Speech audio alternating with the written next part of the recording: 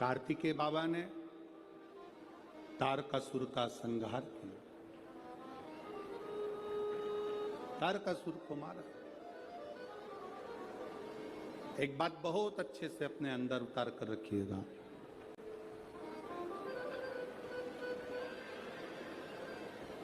शरद पूर्णिमा से लेकर कार्तिक की जो पूर्णिमा है,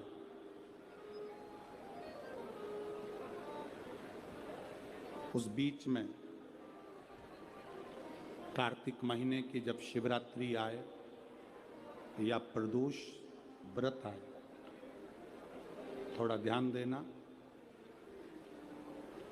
ये उन लोगों के लिए है जो 1 रुपये कमाते हैं, सवाया खर्च होता है, घर में जिनके संपदा जुड़ती नहीं, बीमारियों में पैसा ज़्यादा जाता हो, या कहीं ना कहीं तकलीफें अपनी ज़िंदगी में आती है, उसके लिए शिव आराधना कार्तिक महीने की थोड़ा ध्यान से श्रवण करें। वैसे तो कार्तिक महीने में जो 3 नवंबर से 9 नवंबर तक ब्रज की भूमि में कोसी कला में जो शिव महापुराण की कथा है 2 बजे से 5 बजे तक, उसमें हम वर्णन करेंगे ही गोपेश्वर गोपी शिव महापुराण की कथा में। फिर भी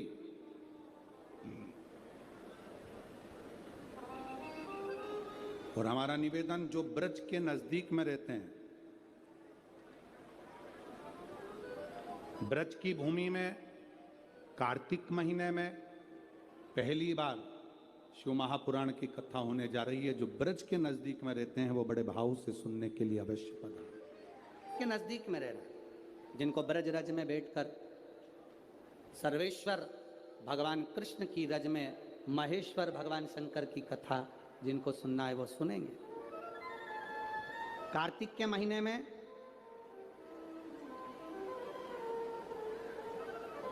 पूर्णिमा से पूर्णिमा के बीच में जो सोमवार पड़े, प्रदोष पड़े, शिवरात्रि पड़े, प्रयास करना, अगर बहुत कष्ट की जिंदगी चल रही हो तो शिवरात्रि, प्रदोष और जितने सोमवार पड़ रहे हो कार्तिक में 4, 5 जो सोमवार पड़े, उसमें एक बेलपत्र अशोक सुंदरी वाली जगह पर और शमी पत्र देवाधिदेव महादेव के ऊपर, ये 2 जगह पर अवश्य चढ़ा।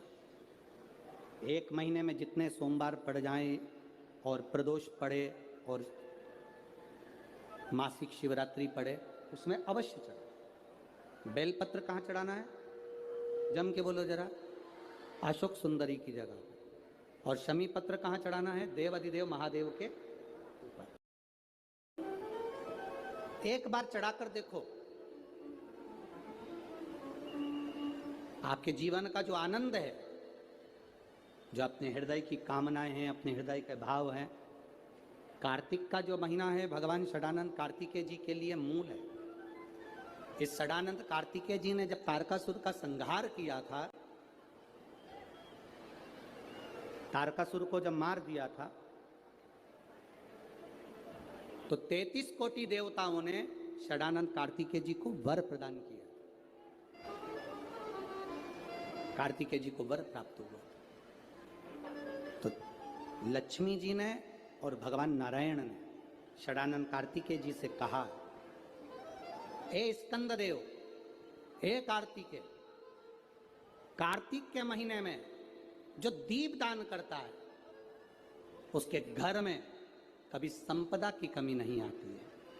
कार्तिक महीने के दीपदान की महत्वता जैसे ही लक्ष्मी और नारायण ने कही, तब ब्रह्मदेव प्रकट हुए और देवाधिदेव महादेव प्रकट हुए माँ पार्वती के साथ में, और ब्रह्मा जी प्रकट हुए माँ ब्रह्मणी के साथ में। उन्होंने वर प्रदान कर दिया। षडानंद कार्तिकेय भूलवश भी अगर कोई बेलपत्र और शमी पत्र दोनों एक साथ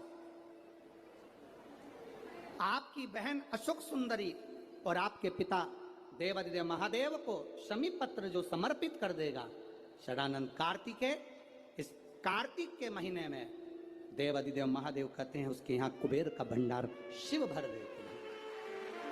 एक शमी पत्र, फिर समझिएगा, ये जो बेलपत्र है ये आप समर्पित करेंगे अशोक सुंदरी वाली जगह पर।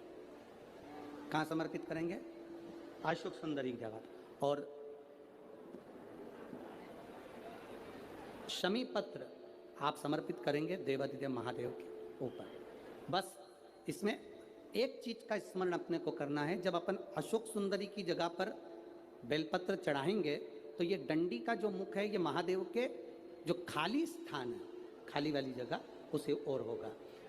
शमी पत्र की जो डंडी का मुख है इसी की ओर, जिस ओर तुमने बेलपत्र चढ़ाया है उसी ओर शमी पत्र की भी डंडी का मुख उसी ओर होगा। जहां पर आप बेलपत्र की डंडी का मुख रख रहे हैं उसी ओर शमी पत्र की डंडी का भी मुख उसी ओर होगा। तो देवाधिदेव महादेव भगवान शंकर, माँ जगत जननी जगदम्बा, श्री ब्रह्मदेव ब्रह्माणी षडानंद कार्तिकेय को वर प्रदान कर दे। समय आता है, आगे वर्णन आया। तारकासुर के 3 पुत्र हैं, तारकाक्ष, विदुम्माली, कमलाक्ष। और ये तीनों पुत्र हैं, ये बड़े विकराल, बड़े प्रबल। इनको मालूम पड़ा कि हमारे पिताजी शांत हो गए तो पिता के शांत होने का इनने बदला नहीं लिया। इन्होंने भगवान ब्रह्मा जी की तपस्या करी, तप कर कर ब्रह्मा जी से वर मांगा, इन्हें जाओ पूरा घर का व्यक्ति एक साथ मत जाओ। ये शिव पुराण सिखाते। किसी नदी में स्नान करने जाओ, घर का पूरा व्यक्ति एक साथ मत जाओ। घर में किसी का न किसी का रहना जरूरी है। ये शिव पुराण सिखाती है हमको। षडानंद कार्तिकेय चले गए। तारकासुर के 3 बेटों ने उपद्रव मचाया। जो उपद्रव मचाया, देवताओं ने भगवान शिव से प्रार्थना करी। भगवान शंकर ने जाकर 3 पुरियों को भस्म कर दिया। 3 पुरियों को जैसे ही भस्म करा, शंकर जी का नाम त्रिपुरारी हो गया। भगवान शंकर जब त्रिपुरारी बन गए, आगे वर्णन आया।